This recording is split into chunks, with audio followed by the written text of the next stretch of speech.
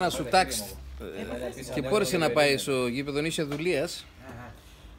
Άρα πήγαινε εκείνος όρκος εν το επίκεν, κλώσχεται στο χωράφι, εκείνη την ώρα είναι τελείωσε και το γήπεδο. Βγαίνει ο κόσμος, λέει ένα φίλο να του, τι έφτιασαμε ρε? Ξέξαμε λέει. 3-0, σόπα, 3-0. Ναι, ποιος ρε τα βάλει τον γκολ? Λέει το πρώτο το έβαλε ο Τάξη Γκουντή.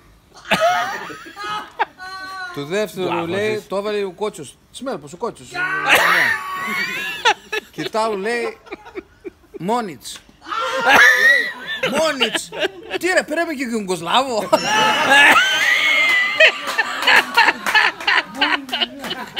Λοιπόν αλλά η Κοζανίτικη συμπληρώνει. Κούτσρα.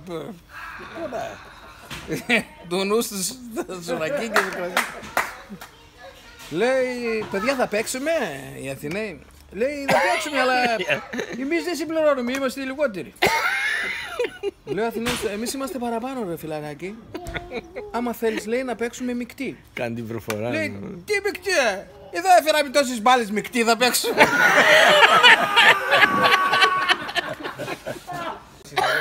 Ο πιλότος εκεί σπαρέ.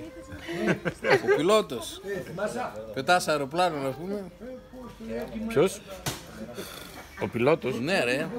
Πετά το αεροπλάνο. Παίρνω το ένα σύρματον από πάνω. Κυρίες και κύριοι καλησπέρα σας. Καλώς ορίσατε στην πτήση της Aegean Airlines, πτήση 917 για Φραγκφούρτη. Ο καιρός είναι πάρα πολύ καλός. Λέει,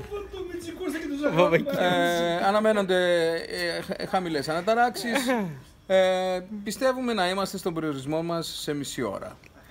Αφήνω τον ασύρμα τον εκικά, ενέσπαρε να ασφαλεία τον εφέ και να τον ανοιχτώ.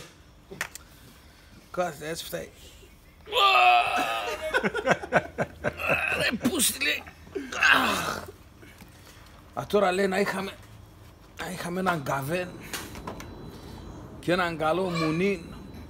Λέει έτσι τώρα ακουσκεύκεται πίσω στον κόσμο. Ναι, ακουσκεύκεται δυνατά. Ακούει το αρσενοδός. Πατεί έναν τρεχτίνα στο βάθος.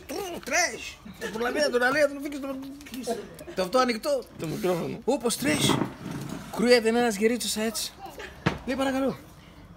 Είπεν και καβέν.